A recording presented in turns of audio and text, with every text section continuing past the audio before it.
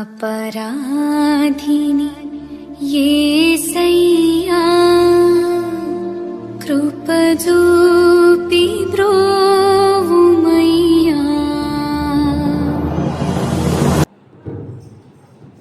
దేవునికి స్తోత్రం. యేసుక్రీస్తు ప్రభు శిలువ శ్రమల ధ్యానకుడిక 17వ రోజు.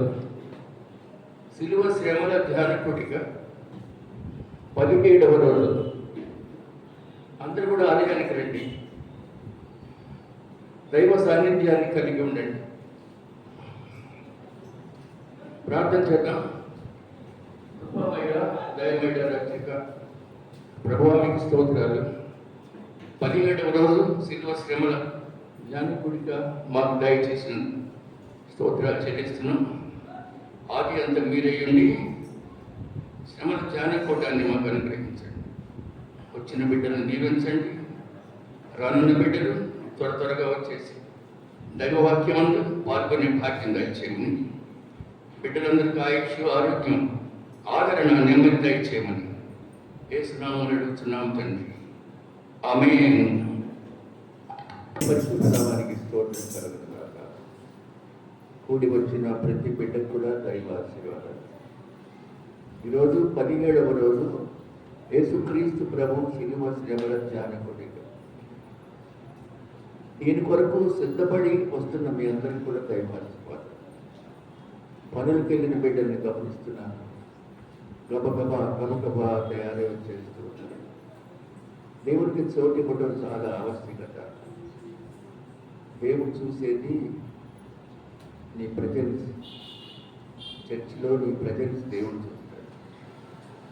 లోకంలో ఎన్నైనా సంపాదిస్తూ ఉండొచ్చు, ఏమైనా చేయవచ్చు, ఎన్ని చోట్లకో పరిగెట్టుకొని పెడతాం. మరీను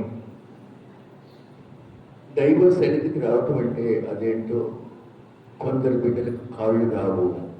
ఇది చాలా బాధకరమైన సంగతి. నీ పక్కనే చెవిలో జోరీగా మాదిరిగా చర్చిలో వాక్యం వినిపిస్తున్నా నువ్వు ఇంకా పెడచెవిని పెడుతున్నావంటే అది నీ హృదయం యొక్క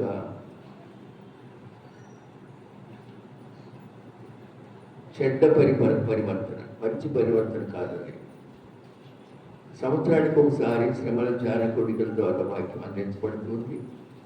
నేను నా ప్రభు సన్నిధికి వెళ్ళాలి, వెళ్తే నాకు ఆశీర్వాదం. ఈ భాష, ఈ తలంపు లేకపోతే ఎవరిని ఏమీ చేయలేము. అలాగే జీవితాన్ని కొనసాగిస్తున్నావా? ఒకనాడు ఇవన్నీ కూడా లెక్కలోకి వస్తాయి. నీ ప్రక్కనే దైవ సన్నిధిలో నుంచి పెద్ద ఎత్తున వాక్యం జరుగుతూ ఉంటే, దైవ సన్నిధికి నిరాకరించినట్లయితే ఏ విధంగా నువ్వు దేవుని కృపను, దయను పొందుతావు? దేవుని దయ లేకుండానే కుటుంబం పెరుగుతుందండి. నిన్న ఎలీషా చేసిన ఒక అద్భుతం గురించి మనం చూసాం. నూనె కుండలు నింపబడ్డాయి కదండి. ఒక పేదరాలి యొక్క జీవితం మార్చబడింది. ఒట్టి కుండలు నూనెతో నింపబడినాయి. ఎలీషా యొక్క అద్భుతం. ఈరోజు ఎలీషా యొక్క మరి యొక్క అద్భుతాన్ని కూడా చూద్దాం. ఒకసారి వాక్యం చూడండి. 2వ రాజుల గ్రంథం 4వ అధ్యాయం. 2వ రాజుల గ్రంథం 4వ అధ్యాయం 8వ వచనం నుంచి చూద్దాం. ఒక దినమందు ఎలీషా షూనేము పట్టణమునకు పోగా అచ్చట ఘనురాలైన ఒక స్త్రీ భోజనము రమ్మని ఆయన బలవంతం చేశాడు. కనుక అతడు ఆ మార్గమును వచ్చినప్పుడల్లా ఆమె ఇంట భోజనము చేయించు వచ్చాను. కాగా ఆమె తన పెనిమిటిని చూచి, మన యొద్దకు వచ్చుచూ పోవచ్చున్నవాడు భక్తిగల దైవజనుడని నేను ఎరుగుదును. కావున మనము అతనికి గోడ మీద ఒక చిన్న గది కట్టించి అందులో అతని కొరకు మంచము, బల్ల, పీఠ, దీపస్తంభము ఉంచడము. అతడు మన యొద్దకు వచ్చినప్పుడల్లా అందులో బస చేయవచ్చునని చెప్పాను. ఆ తరువాత అతడు అక్కడికి ఒకానొక దినమున వచ్చి ఆ గదిలో చొచ్చి అక్కడ పరుండెను. తండ్రి తన పరిశుద్ధ వాక్యం మనందరి వినికిడిలో దీవించను గాక. ప్రార్థన చేద్దాం. శిరీష చిన్న ప్రార్థన చేయి. బయట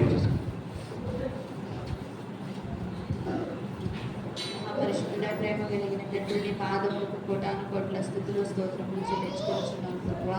గొప్ప దేవుడా, శక్తిమంతుడా, సర్వోన్నతుడ, మహిమ కలిగిన రాజ్యానికి వందనాలు స్తోత్రములు ప్రభువా.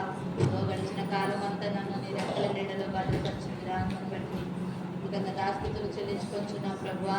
ఇదిగో నా తండ్రి వారం అంతా ప్రభువా నీ రెక్కల కింద భద్రపరిచారు ప్రభువా. వారం అంతా కూడా నన్ను కాచి కాపాడమని అడుగుతున్నాం ప్రభువా. అయ్యా నలభై దినాల శ్రమల పూర్తిలో ప్రభావ 17వ దినంలోకి వచ్చి నా తండ్రి చేతులను జరిగించుకోమని అడుగుతున్నాం ప్రభావ.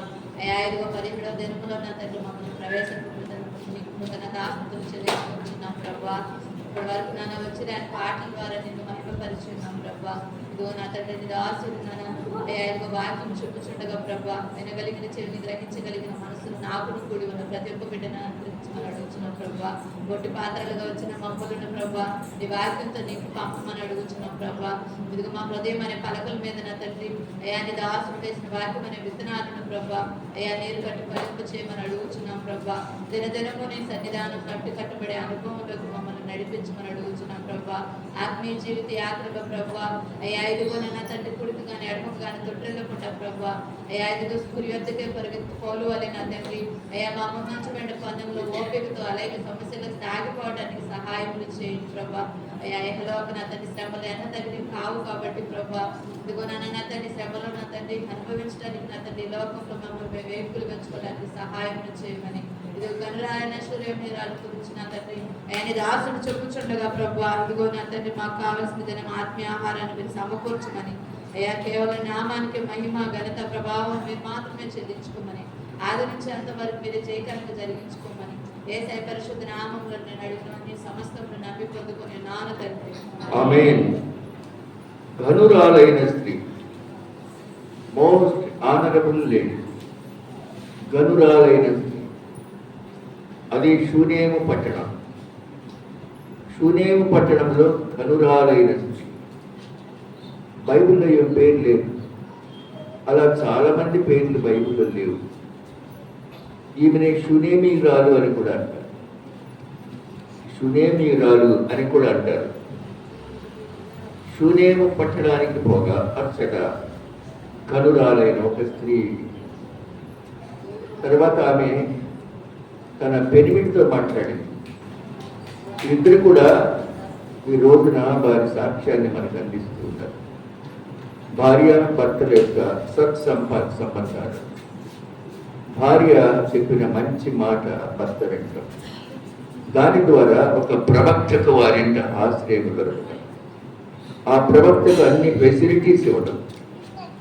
అక్కడ రాయబడినట్లుగా ఒక చిన్న గది, అందులో మంచము, బల్ల, పీట, దీపస్తంభం, కావలసినటువంటి సదుపాయాలన్నీ కూడా ఏర్పాటు చేశారు. దేవుని వాక్యాన్ని ఆహ్వానించారన్నమాట.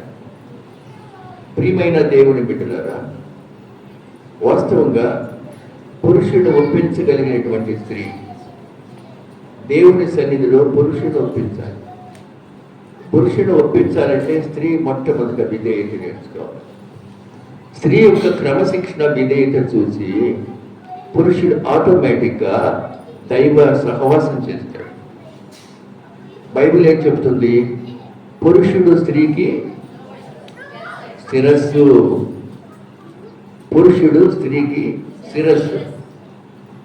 క్రీస్తు సంఘమునకు శిరస్సు. మూడవ శిరస్సు కూడా మీకు జ్ఞాపకం చేసుకో. స్త్రీ తన కుటుంబానికి శిరస్సు. ఇది మూడవ అంశం. స్త్రీ తన కుటుంబానికి శిరస్సు. పురుషుడు అనేకమైన పనుల చేత బయటకు వెళ్తూ ఉంటాడు. ఇంట్లో పరిపాలించేది ఎవరన్నమాట? స్త్రీ. బిడ్డలను క్రమంగా పెంచుకోవడం కానీ, వారికి ప్రార్థన అనే భయం నేర్పించడం కానీ, తాను ప్రార్థన చేయించడం కానీ ఒక కుటుంబానికి స్త్రీ ఖచ్చితంగా శిరస్సే, పురుషుడు స్త్రీకి శిరస్సే, ఆ కుటుంబానికి స్త్రీ శిరస్సు అయి ఉన్నది. ఈ కనురాలైన స్త్రీ అట్టి పని చేసింది. ప్రియమైన బిడ్డలారా, ఎవరు ఎలాంటి వారో తెలుసుకోలేకపోవడం మన బలహీనత. కొందరిని చూసి వాళ్ళని గురించి మనం తెలుసుకోలేము. వాళ్ళు మంచివారా చెప్పలేము, చెడ్డవారా చెప్పలేము. ఎవరు ఎలాంటి వారో తెలుసుకోలేని పరిస్థితుల్లో మనం సంచరిస్తున్నాం. విద్యార్థి లోకం 9వ క్లాస్ నుంచి కూడా దాదాపు మోరల్గా పతనం అయిపోతున్నారు. నీతి తప్పి తిరుగుతున్నారు. పైకి బాగానే కనిపిస్తున్నారు, కానీ బిడ్డలు చాలా చాలా లోపలికి వెళ్ళిపోతున్నారు. అలాంటప్పుడు చదువులు ఏం సాగుతాయి? ఆ తర్వాత ఆ బిడ్డ తన ఇంటికి శిరస్సు ఎలా అవుతుంది? కాబట్టి చిన్న వయసు నుంచి కూడా భక్తి శ్రద్ధలతో ఉండాల్సిందే. 10th క్లాసులోనే 9th క్లాసులోనే ఫోన్లు మాట్లాడటాలు నేర్చుకున్నారు. చెడ్డ కార్యం అది. ఇంతవరకు నాకు తెలియని ఇన్స్టాగ్రామ్లు వాళ్ళకి తెలుసు. ఇన్స్టాగ్రామ్ అంటే ఏంటో నాకు తెలియదు అసలు. ప్రామిస్, అవి తెలుసు పిల్లలకి. అది మనం కనుక్కోలేము కూడా, ఎవరితో మాట్లాడేది కూడా. వీళ్ళు రేపు కుటుంబానికి శిరస్సు ఎలా అవుతారు? That is my question. క్రమశిక్షణ లేని జాతి, స్త్రీ కానీ పురుషుడు కానీ అభివృద్ధి చెందనేరడు. ఇదిగో చెంపుడు నీళ్లు పోసుకోలేని నీవు రేపు 4 కడవల నీళ్ళు ఎట్లా పోసుకుంటావు అంటారు సామెత. ఈ చిన్న వయసులో నీ యొక్క గుణగణాలు క్రమభద్రం చేసుకోకపోతే రేపు పొద్దున్న నువ్వు చదివే చదువు ఎంత ఉందో, ఎంత ముందుకెళ్ళాలో. Junior inter, senior inter, first second third year degree, MA first year, MA second year కొనసాగిపోతా ఉంటుంది చదువు. ఒకవేళ ఇంటర్ తర్వాత BTech first year, second year, third year, fourth year, తర్వాత ఎంటెక్, తర్వాత ఫారిన్ క్లాస్ ఉద్యోగం కదా. అప్పుడు నీ నిర్ణయాన్ని దేవుడు ఆశీర్వదిస్తాడు, నీకు తగినటువంటి మ్యాచ్ ఇస్తాడు. ఇప్పుడు నువ్వు ఎన్నుకున్న మార్గం సరైనది కాదు. నువ్వు నీ కుటుంబానికి శిరస్సుగా ఉండే భాగ్యాన్ని కోల్పోతున్నావు. చాలా శోచనీయం. వయసులో పెద్దవాడిగాను, ఒక సుదీర్ఘకాలపు ప్రీచర్ గాను, ఉపాధ్యాయుడిగా నేను గమనిస్తున్నటువంటి సత్యాలే మీకు చెప్తున్నాను. బిడ్డలు పైకి కనిపించేంత అంతరంగంలో లేనే లేదు. రేపు వీళ్ళంతా తన కుటుంబాల్లో శిరస్సుగా ఉండాలి, పరిపాలించేవారుగా ఉండాలి అని మీకు మనం చేస్తున్నాను. ఏంటో చాటింగ్ అంటుందని పేరు.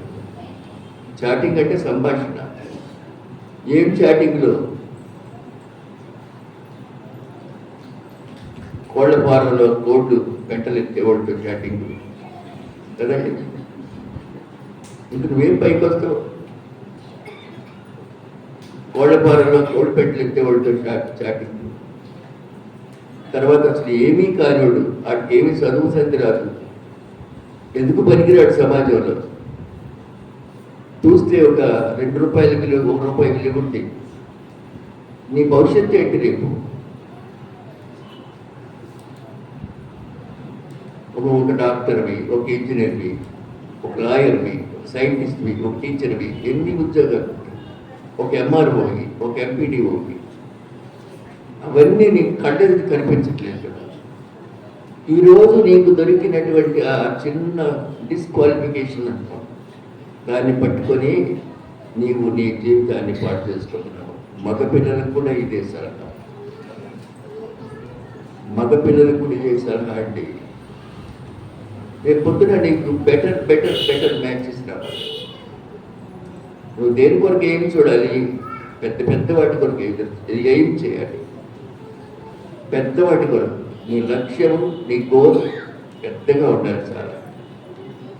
అలా అయితేనే దేవుని యొక్క క్రమము నీలో అప్పుతుంది. అలాగే పెళ్లికి ముందు తండ్రి ఆలన పాలన చూసే తండ్రి, పెళ్లి తర్వాత భర్త.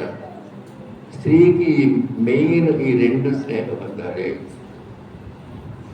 పెళ్లికి ముందు తండ్రి, పెళ్లి తర్వాత భర్త.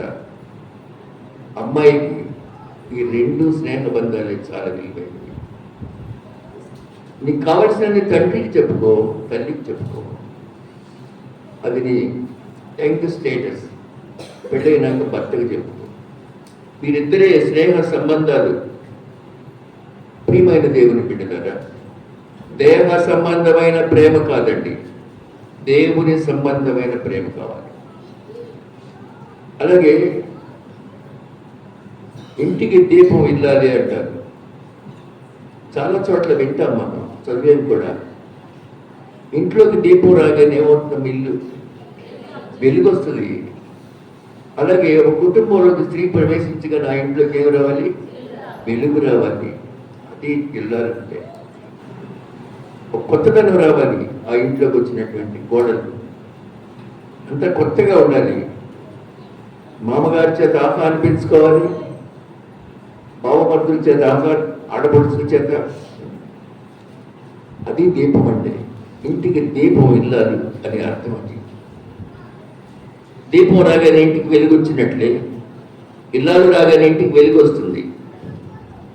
వివాహమైన పురుషుడి యొక్క గుండె చప్పుడు స్త్రీ అయి ఉండాలి. వివాహమైన పురుషుడి యొక్క గుండెలో కొట్టుకునే చప్పుడు తన భార్య అయి ఉండాలి.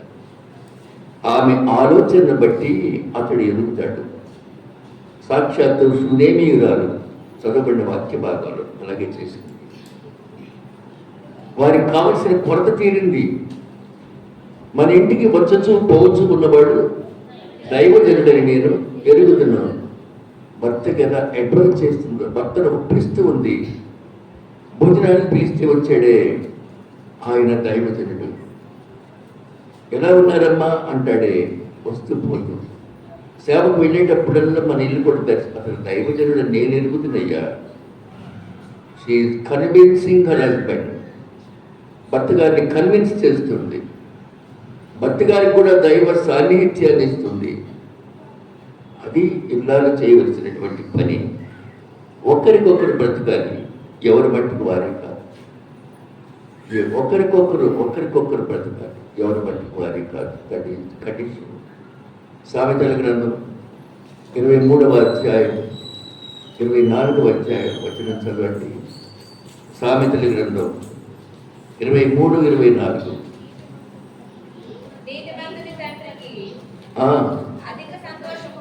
నీతిమంతుని తండ్రికి అధిక సంతోషము కలుగును. జ్ఞానము కలిగిన వారిని కనినవాడు వారి వలన ఆనందము పొందును. చాలు, నీ తల్లిదండ్రులను నీవు సంతోష పెట్టవలను. చాలు, నువ్వు ఎవరినో సంతోష పెట్టబాకు. నీ తల్లిదండ్రులు సంతోషపెట్టు. జన్మనిచ్చిన తల్లిదండ్రులు వారు కదండి. నీ తల్లిదండ్రులను సంతోష పెట్టడం కంటే మించినది ఇంకోటి లేదు.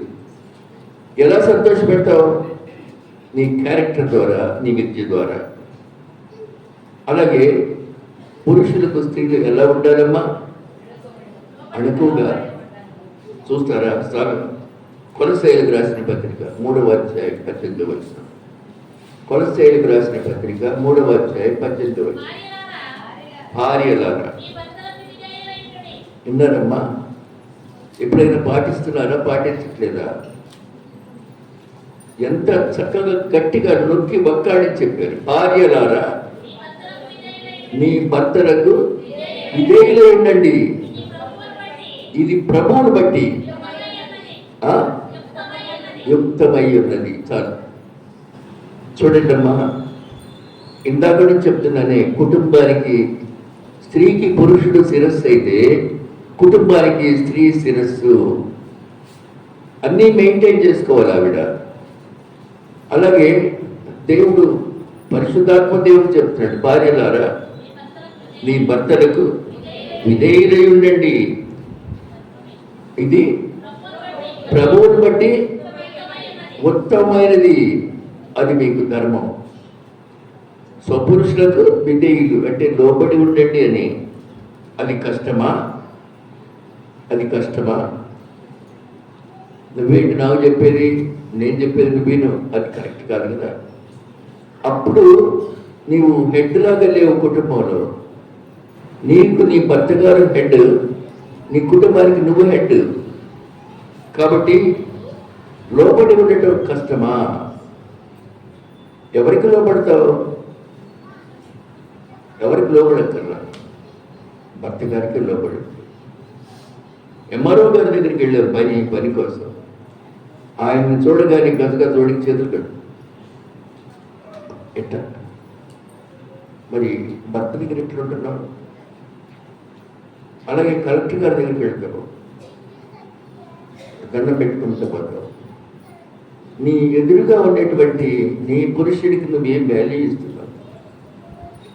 చాలా సోదరులను బట్టి, సమస్యలను బట్టి చాలాసార్లు ఆయన కోపం వస్తుంది, రానివ్వండి. దాన్ని నువ్వు సమాధానం చెప్పే దశలో ఉండాలి. ప్రియమైన బిడ్డలారా, అప్పుడే నీవు నీ కుటుంబానికి అదిగో ఆ సునేమీరాలు వలె ఒక హెడ్ లాగా ఉంటారు. ఎఫెసీయులకు రాసిన పత్రిక 6వ అధ్యాయం 7వ వచనం చదువుదాం.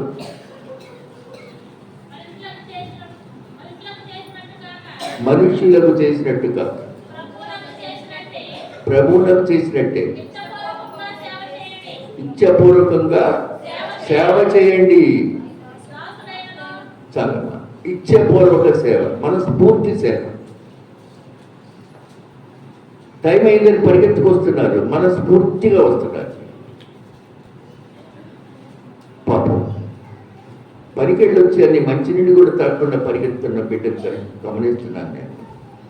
సేవ ఇచ్చపూర్తిగా ఉండాలి, బలవంతంగానో ఎవరో తరితోనో కాదు. నీకు నువ్వు వాలంటరీ, నీ మనస్సులో అదిగో అదిగో చర్చ స్టార్ట్ అయింది, భయం. ఆ భయమే దేవుడు చూస్తాడు. నీ భయం లేని పరిస్థితిని కూడా దేవుడు చూస్తున్నాడు. ఒకనాడు ఇది పెద్ద సమస్యగా మారిపోతుంది. అలాగే నీ భర్తకు లోబడు అంటే, నాన్న దగ్గర చిన్నప్పుడు పెళ్లి కాక ముందు ఆడింది ఆట, అమ్మ దగ్గర పాడింది పాట. బిడ్డలు అలా ఎదుగుతారు. నాన్నని ఆటలు పట్టించే బిడ్డలు ఉన్నారు, అలాగే అమ్మని ఆటలు పట్టించే బిడ్డలు ఉన్నారు. ఆ కుటుంబం చాలా హ్యాపీయెస్ట్ ఫ్యామిలీ. రండి మై నేను చెప్పింది అనే స్థితిలో తల్లి ఎట్టి పరిస్థితులు ఉండకూడదు. చెప్పింది నమ్మ బాగుపడతావు, అలా ఉండాలి. అడ్వైజరీ. అప్పుడే నువ్వు నీ కుటుంబానికి హెడ్. నువ్వు నాకు చెప్పేదేంటి అనకూడదు. బిడ్డ ఆమె గర్భంలో జన్మించినావు కనుక ఇల్లు తగిన సంగతులు గ్రహించడంవల్ల కుటుంబాలు విచ్ఛిన్నమైపోతూ ఉంటుంది.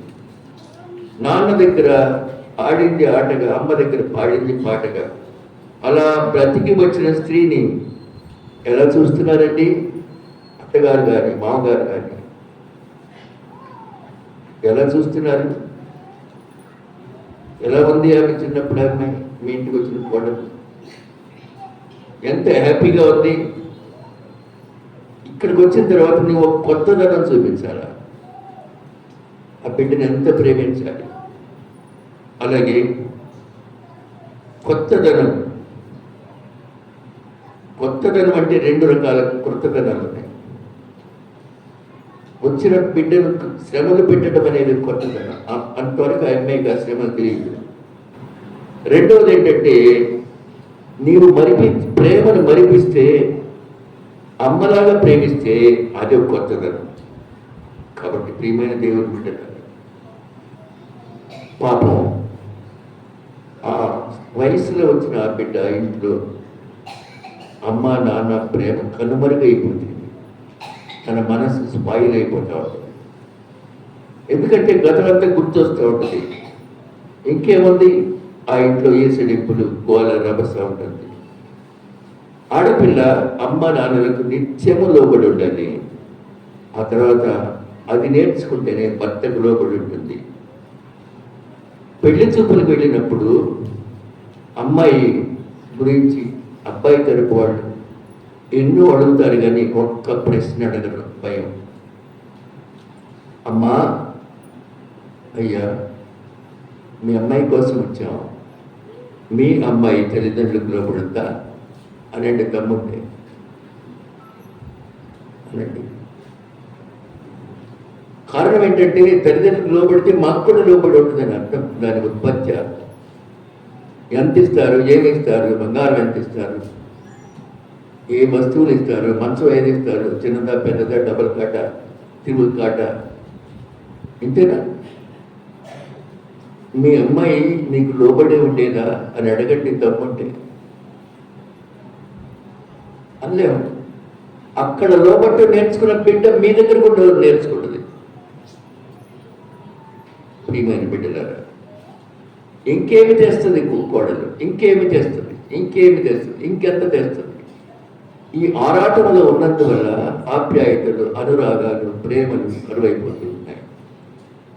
రాజస్థాన్ ప్రభుత్వం ఒక గొప్ప పార్లమెంటు అసెంబ్లీలో ఒక నిర్ణయం తీసుకుంది. రాజస్థాన్ నిర్ణయం తీసుకుంది ప్రభుత్వం, పెళ్ళిళ్ళలో బంగారం కనిపించకూడదు. పెళ్ళిళ్ళలో బంగారం కనిపిస్తే అరెస్ట్ చేస్తాము. తాళిబొట్టు కూడా బంగారం వాడద్దు. కేవలం 50 గ్రాముల వెండి మాత్రం వాడండి. 50 గ్రాములు అంటే 6 సవర్లు. ఆ 6 సవర్లలోనే వెండి తాళి, వెండి గాజులు, వెండి పట్టాలు, అంతవరకే. 1 గ్రాము బంగారం కనిపించినా అరెస్ట్ చేస్తాం, ప్రభుత్వం ఇచ్చిన నిర్ణయం.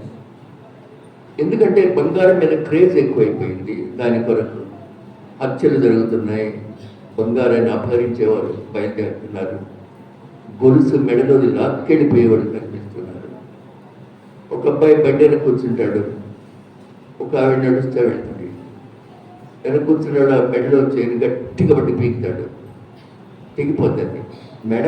ఎంతైనా అక్కడ గిక్కు అని రక్తం ఆడతారాడు, పెద్దగా చిక్కి పెట్టి లోపలాడు, నెక్స్ట్ ఊరి వెళ్ళిపోతాడు. అందుచేత ప్రభుత్వం నిషేధించింది. కాబట్టి ప్రియమైన దేవుని బిడ్డలారా, ఒక చోట ఒక భార్యకు పక్షవాతం వచ్చింది.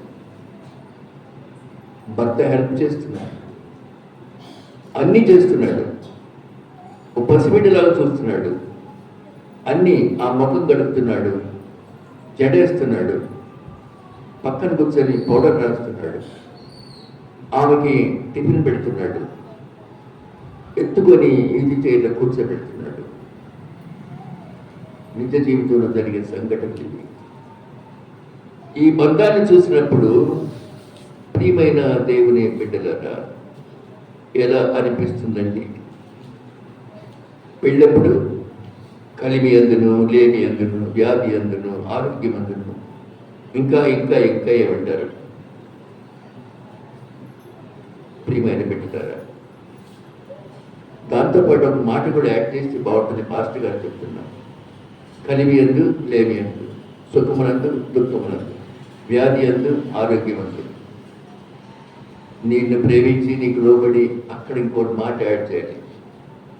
మాటికి అమ్మగారింటికి వెళ్లకుండా అని కూడా యాడ్ చేస్తే కలిమి అందు, లేమి అందు, రోగమందు, అనారోగ్య అస్వస్థందు, సుఖమనందు, దుఃఖమందు, మాటికి అమ్మ ఇంటికి వెళ్లకుండా ఉండుగా అక్కడ అది కూడా యాడ్ చేస్తే చాలా బాగుంటుంది కదండి. ఎందుకంటే లోకం అలా అయిపోయింది, బెదిరిస్తే బిడ్డలుగా తయారైపోయారు. ఇంకా భర్తను నీవు కన్విన్స్ చేసుకునే గనురాలైన స్త్రీ ఈశ్వరేమీ రాదు, ఎప్పుడు కాగలవు. అందుచేతనే ఈరోజు ఆ వాక్యం చదివించాను మీతో. స్త్రీ పురుషుడికి సాటి అయిన సహకారి, లేక భర్త గారి గుండె స్త్రీ అయి ఉండాలి. గుండెకున్న క్వాలిటీ ఏంటండి? ఇట్లా ఇట్లా అంటూ ఉంటుంది. అది నాలుగు కవాటాలు ఉన్నాయి, నిరంతరం ఫ్యాక్టరీ. అది చేపెట్టుకొచ్చినట్టు గుండె కొట్టుకుంటాడు. రైస్ మిల్ అన్న ఆగిపోతేవు కానీ ఈ మిల్ ఆగదు. ఈ మిల్ ఆగితే లేవు, పరదేశంలో ప్రియులారు నెక్స్ట్ అదే ఛాన్స్ మనకి. గుండెకున్న క్వాలిటీ ఏంటంటే రక్తాన్ని స్వీకరించి మంచి రక్తాన్ని నుంచి చెడు రక్తాన్ని పక్కకు పంపిస్తుంది కిడ్నీస్. అక్కడ వడపోత కార్యక్రమం ఫిల్టరేషన్. ఈ శరీరాన్ని క్రమపరుస్తూ ఉంటుంది ఈ గుండె. అలాగే భార్య కూడా భర్తలో ఉన్న లోపాలని పక్కన పెట్టి మంచితనాన్ని గ్రహిస్తూ మంచిని స్వీకరిస్తూ ఉండాలి. మాటి మాటికి భర్తలో ఉండేటువంటి లోపాలు ఎండగట్టి ఆరేసి ఆమె కనురాలు కాగలదండి? వ్యక్తి పరిస్థితులు కాలేదు. చాలామంది బిడ్డలు భర్తను ఎండగట్టడమే ఒక పనిగా పెట్టుకుంటారు. బండ మీద బట్టలు ఆరేసినట్టే. అడుగు మా ఆయన తాగుతాడు వస్తున్నాడు చూడండి, అట్లా ఎండేస్తున్నాడు. అడుగు మా ఆయన సిగరెట్ తాగుతాడు, అడుగు ఆయన బీడీలు తాగుతాడు, అడుగు పచ్చి తిరిగిపోతూ వస్తున్నాడు మా ఆయన, అడుగు చెడ్డ పూతుడు వస్తున్నాడు. ఎవరి గురించి చెప్తున్నావు నువ్వు? సాక్షాత్తు నిన్ను పెళ్లి చేసుకున్న వాడి గురించి చెప్తున్నావు. అలా చేయొద్దు. దేవుని సన్నిధిలో ప్రార్థన చేయి. దేవా నా భర్తను మార్చు. ఒక దినం 2 దినాలు కాదు, ఉపవాసం ఉండు. తన జాతి సంరక్షణ కొరకు ఎస్తేరు ఉపవాసం ఉంది, తన చెలికత్తెలు ఉపవాసం ఉన్నారు. నీవు నీ ఇంట్లో నీ భర్తను మార్చడానికి ఒక్క దినమైన ఉపవాసం ఉన్నావా? మీరే ఆలోచన చేసుకోండి. నీ ప్రార్థన దేవుడు వింటాడు. నేను ఇంత తిడుతున్నా, ఇంత బాధిస్తున్నా, నా భార్య నా కొరకు ప్రార్థన చేసింది, ఆయనలో పశ్చాత్తాపం వస్తుంది. అవకాశం ఇవ్వగలుగుతున్నావా? మళ్ళీ చెప్తున్నా, నీ భర్త నీకు శిరస్సు, నీవు నీ కుటుంబానికి శిరస్సు. సునేమీరాలేమంది? మన ఇంటికి వచ్చుచు పోవచ్చు ఉన్నవాడు దైవజనుడు. భర్తను కన్విన్స్ చేస్తుంది. 2వ రాజుల గ్రంథం 4వ అధ్యాయం. ఆ ఒక దినం ఇంట్లో వచ్చిన ఎలీషా అంటే ప్రవక్త అండి. సునేము పట్టణం పోగా అచ్చట కనురాలైన ఒక స్త్రీ భోజనకు రమ్మని ఆయన బలవంతం చేశారు కనుక ఆ మార్గమున వచ్చినప్పుడల్లా ఆమె ఇంకా భోజనము చేయించి వచ్చేది. ఆమె తన పెనిమిటిని చూసి, చూడండి పెనిమిటిని, ఆ భర్త గారి దగ్గరికి ఏం చెబుతుందో చూడండి. మన యొక్కకు వచ్చుచు పోవచ్చున్నవాడు భక్తి గల దైవజనుడని తెలియదు. అయ్యా అయ్యా నా యజమాని మన ఇంటికి వస్తూ పోతూ ఉండేవాడు, భక్తి గల దైవజనుడుగా కన్విన్స్ చేస్తుందండి. వాళ్ళు గనురాళ్ళు. ఆ షూనేమ పట్టణంలో చాలా విలువైనటువంటి వారు, చాలా రిచ్, ధనవంతులు, శ్రీమంతులు వారు. భర్త గారిని ఎలా కన్విన్స్ చేస్తుందో చూడండి. మన ఇంటికి వచ్చుచు పోవచ్చున్నవాడు భక్తి గల దైవజనుడని నేను ఎరుగుదునయ్యా. భర్తకు చెప్పాల్సిన రీతిగా చెప్పి భర్త యొక్క మనస్సును గ్రహిస్తూ ఉంది, రిక్వెస్ట్ చేస్తుంది, కమాండ్ చేయట్లేదు. ఎవరో ఆయనకు గిల్గట్టు అట్టుగా కన్విన్స్ చేస్తూ ఉంది, బతిమలాడుతూ ఉంది. కాబట్టి అయ్యా మనం అతనికి మన ఇంటి పైన చిన్న గది కట్టిద్దామంట. మన డాబా మీద చిన్న గది కట్టిద్దాం. ధనవంతుడికి గది కట్టడం పెద్ద గొప్ప విశేషం కాదు కదా. అందులో అతని కొరకు ఒక మంచం పెడదాం, ఒక బల్ల టేబుల్ ఇద్దాం, ఒక పీట, చైర్, ఒక దీపస్తంభం అందులో పెడదాం. మన ఇంటికి వచ్చి పోతున్నప్పుడు అందులో అతను విశ్రాంతి తీసుకుంటాడు. భర్త యాక్సెప్ట్ చేశారు, ఒప్పుకుంటారు. అడిగే పద్ధతిలో అడిగినప్పుడు భర్త కన్విన్స్ అయినాడు. ఈమెలో ఉన్న విశ్వాసం, ఈమెలో ఉన్న విధేయత, ఈమెలో ఉన్న భక్తి శ్రద్ధలు గమనించిన భర్త గారు ఆ ప్రకారము నీ భర్తను కన్విన్స్ చేసుకోగలుగుతున్నావా? లేక గయ్యి అని తిన్నా చేస్తున్నారు. అందుచేతనే కుటుంబాలు విచ్ఛిన్నం అయిపోతూ ఉన్నాయి. ప్రియమైన బిడ్డలారా, ఇలా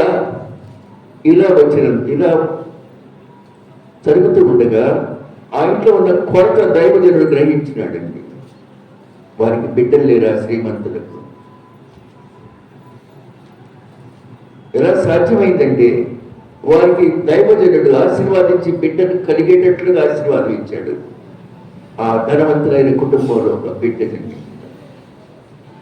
అంటే దేవుని సన్నిధిలో నీవు చేసిన విజ్ఞాపన, దేవుని సన్నిధిలో నువ్వు చేసిన సేవ, దేవుని కొరకు నువ్వు చేస్తున్న పరిచర్య ఎక్కడికి పోదన్నమాట. దానికి రివార్డ్ ప్రతిఫలం వస్తుందని మీతో మనం చేస్తున్నాను. ఓ చోట కూతురు ఎలిగి తండ్రి ఇంటికి వెళ్ళింది. ఏంటమ్మా సడన్గా వచ్చావు ఇక్కడ నేను రోజు కొట్టడం. ఆగు అక్కడ ఆగు వెనక్కి తిరిగి వెళ్ళు. ఇద్దరు కలిసి వస్తే రండి నా ఇంటికి వద్దు. అంత మంచి తండ్రి వాడంతా చూద్దామని కూర్చో అంటున్నాను. డైవర్స్ నోటీస్ ఇద్దామని అంట. వెళ్ళు, నీకు ఎంట్రన్స్ లేదు ఇక్కడ. ఒకసారి జాలిగా కంటికి వెళ్ళి చూసి వెళ్ళిపోయింది. వెళ్ళటం అక్కడ తిరిగి వచ్చిన భార్యను హత్తుకున్నాడు ఆయన. మా నాన్న ఇంటికి వెళ్ళిపోమన్నాడు, ఇంటికి ఇల్లుగా జరిగిన ఆనందించాడు. అతనిలో చాలా మార్పు కలిగింది. వాళ్ళిద్దరూ హ్యాపీ జీవితం అంతా కొనసాగించినారు. అలా ఉన్నారు ఫ్యామిలీస్. అమ్మాయి ఫోన్ చేస్తుంది, అమ్మా నాకు బాగలేదమ్మా, ఆయన్ని కొంచెం కాఫీ పెట్టి ఇవ్వన్నా. నోర్మల్ అన్నాడమ్మా. అది ఫోన్ అన్నాడా, అంత కట్టం ఇస్తే అన్నాడా, వచ్చేయి నువ్వు వచ్చేయి అంటే రోజు పనులు చేయడానికైనా నేను పెట్టుకుంది. కాఫీ పెట్టలేకపోతాడా? అమెరికాలో భార్య భర్తలు ఇద్దరు వంటగదిలోనే ఉంటారు. భారతదేశంలోనే పాపం భర్త గారు కూర్చుంటే, రాజుగా కూర్చుంటే కాఫీ తెచ్చేయాలి, టిఫిన్ తెచ్చేయాలి, నీళ్ళు తెచ్చేయాలి, అన్నీ ఎదురు పెట్టారు. అమెరికాలో అలా కాదు. దొరసానులు అందరూ కూడా ఇద్దరు వంటింట్లోకి వెళ్ళి కలిసి మెలిసి వంట చేసుకుంటారు, నవ్వుకుంటూ మాట్లాడుకుంటూ. భర్తకి పనిలో, భార్య పనిలో భర్త సహాయం. అందుకే అవి సంపన్న కుటుంబాలని, ఆశీర్వాదం ఇచ్చే కుటుంబాలని. ప్రియమైన దేవుని బిడ్డలారా, మీ ఇల్లు ఎలా ఉంది? గ్లాసులు చెప్పులు విసిరేసుకునే దశలో ఉంటాయి, లేక గోడ మీద ఉన్నటువంటి ఫోటోలు తీసి నేలగేసి కింద కొట్టే స్థితిలో ఉంటారు. ఈ గొడవలకు కారణం ఏంటి? నీ ఇంట్లో దైవ సన్నిధి లేకపోవడం. నీ ఇల్లు ఎలా ఉంది? నీకు ఇల్లు ఉంది, అబ్రహాముకి ఇల్లు లేదు. అబ్రహాము సింధూర వనంలో ఏం చేశాడమ్మా? ఏం వేసుకున్నాడు? సింధూర వనంలో గుడారంలో ఉన్నాడండి. నీలాగా డబల్ స్టైర్ బిల్డింగ్ లేదు, స్లాబ్ హౌస్ లేదు. ఆ ఇంటికి దేవదూతలు వచ్చారండి, అవునా కదా? అబ్రహాం ఇంటికి 3 దేవదూతలు వచ్చారు.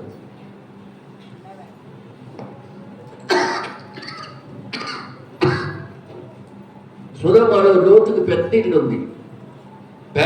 ఉంది, సొదొమలో లోతుకి. చాలా రిచ్గా ఉన్నాడు. లోతు తెలుసు కదా మీకు, అబ్రహాం యొక్క సోదరుని కుమారుడు. అక్కడికి కూడా వెళ్ళారు దేవదూతలు. బయటే నిలుస్తున్నారు, అవునా? లోపలికి కాబట్టి మేము రావు. ఆ కుటీరంలోకి వెళ్ళటం ఏంటి? అబ్రహాం గుడారంలోకి వెళ్ళటం ఏంటి? లోతు పెద్ద ఇంట్లోకి వెళ్ళకపోవడం ఏంటి? నీ ఇంటి యొక్క స్టేటస్ని బట్టి దేవుడు వస్తూ పోతూ ఉంటాడు. కాబట్టి ప్రియమైన దేవుని బిడ్డలారా, లోతు రమ్మంటే మేము రాము, నువ్వే బయటికి రా. నీ ఇంట్లో నీతి లేదు, నీ ఇంట్లో న్యాయం లేదు, నీ ఇంట్లో ప్రేమ లేదు, నీ ఇంట్లో ఆర్భాటాలు, ఆడంబరాలు తప్ప దేవుడు లేడు. బైబిల్ ఏం చెప్తుంది? నీతి మంతుల గుడారములలో ఉత్సాహ సునాదము వినబడును. చూసారండి, నీతి మంతుల గుడారములలో ఉత్సాహ సునాదం వినపడుతుంది. నీతి లేనటువంటి బంగళాలలో నిత్యము పోరు కొట్లాటలు అన్నీ ఉంటాయి కదండి. ఇది జీవిత సత్యం. కాబట్టి ప్రియమైన దేవుని బిడ్డలారా, నీ ఇల్లు ఎలా ఉంది? అబ్రహాము గుడారం వల్లే ఉందా? నీతిమంతుల గుడారముగా ఉందా? లేక షునేమీరాలు వలె నువ్వు నీ ఇంట్లో ఉన్నావా? ఇక ఈ షునేమీరాలు అంత పరిచయం చేసినందుకు ఆమెకు చెందిన ఆశీర్వాదాన్ని 13వ వచనం చూడండి, 12వ వచనం. పిమ్మట అతడు తన దాసుడైన గెహాజీని పిలిచి ఈ షునేమీరాలకి పిలువమనగా వాడు ఆమెను పిలిచాడు. గెహాజీ ఈ ఇంటి యజమానురాలు, ఆ షునేమీరాలు పిలువు అనగానే ఆమె వచ్చింది. పైన గది వద్దకు వచ్చి తన పక్కనే నిలబడింది. అతని ముందర నిలబడినప్పుడు, అమ్మా, ఇంత శ్రద్ధాశక్తులతో మా యందు ప్రేమ కనపరుస్తున్నవే, నీకు నేనేం చేయాలి? ఏం చేయమంటావమ్మా?